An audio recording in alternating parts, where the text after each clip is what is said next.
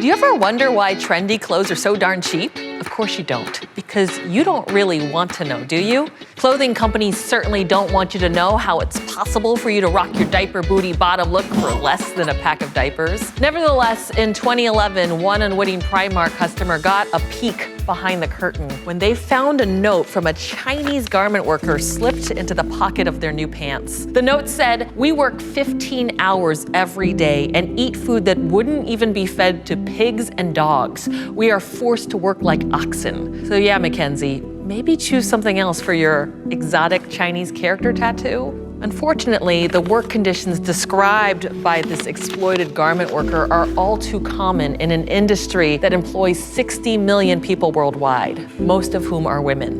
If all the clothes you bought came with notes that told the truth about how they were made, they might say things like, "Made for children, by children."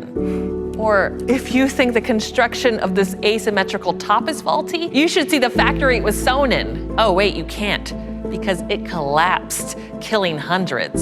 Next time you're about to buy a cheap-ass top from H&M, just remember the H and M stand for Hail Mary.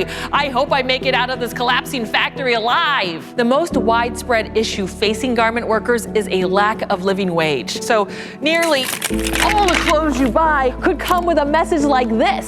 কারণ আমরা যে বেতন পাই এই বেতনে ভালোবাসা আমরা থাকতে পারি না বস্তিতে থাকতে হয় স্বাস্থ্যকর না এটা আমাদের অনেক ক্ষতিকর হয় But wait, how can supposedly responsible brands like Zara, Gap, and Nike get away with sweatshop conditions and starvation wages in factories that make their clothes? Think of it this way. Brands are like contestants on The Amazing Race to the Bottom!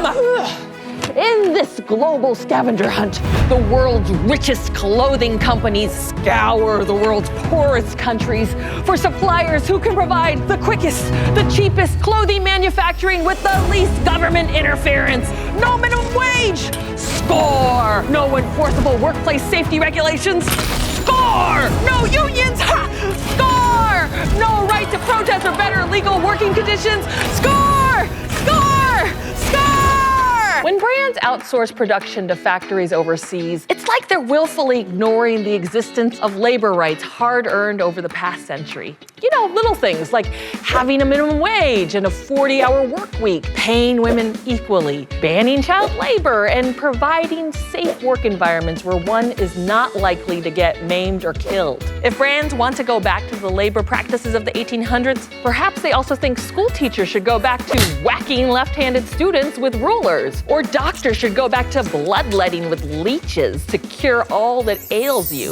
In addition to well-known apparel brands, large e-commerce resellers like Amazon also ignore the fact that many of their clothing vendors' supply chains abuse garment workers' basic rights. And when bad stuff inevitably happens at garment factories, say due to unsafe working conditions, brands ghost the suppliers that make their clothes faster than most dudes I meet on Tinder. Hey Adidas, last night was fun, but you know, a little unsafe. Can we talk?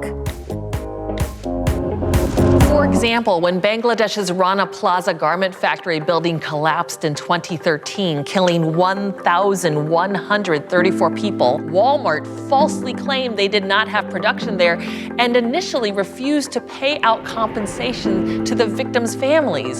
Come on, Walmart, we got receipts. No, literally, your production order receipts were found amidst the rubble. Now, you might be thinking, that's terrible, but all clothing companies can't be so irresponsible. Maybe you're even hoping that your favorite clothing company isn't one of the known offenders. Well, here's a list of some known offenders. Go ahead, take a look. Is your favorite brand on this list? I'm guessing it is. There are no brands that pay a living wage throughout their entire supply chain. Failing to respect garment workers' basic rights is an industry-wide issue. And the thing is, brands mark up their clothing prices so much it would hardly make a dent in their sizable profits to do right by garment workers. Even if brands pass the cost on to customers, research suggests the increase would hardly be noticeable, perhaps just 1 to 4%. That's pocket change to end what amounts to modern-day slavery. Look, The garment industry is not going to change on its own, and the countries where most suppliers are based are so poor, they're not about to enforce labor rights for fear of losing business. That leaves you, the customer. I mean, now you know, right? You can't really buy clothes without exploiting workers. So I want you to take off your shirt, your pants, your bra. Go naked. Then check the labels on your clothes. No matter where they were made, you can be pretty sure the garment worker who made them was not paid a living wage. So before you put your clothes back on, tweet at the clothing brand or e-commerce reseller something like, "Hey Amazon, I'm not wearing any clothes you sell until you make sure your suppliers pay garment workers a living wage now." To make a bigger impact, perhaps post your message with a tasteful implied nude. It may be the only way to get your favorite clothing brand's attention.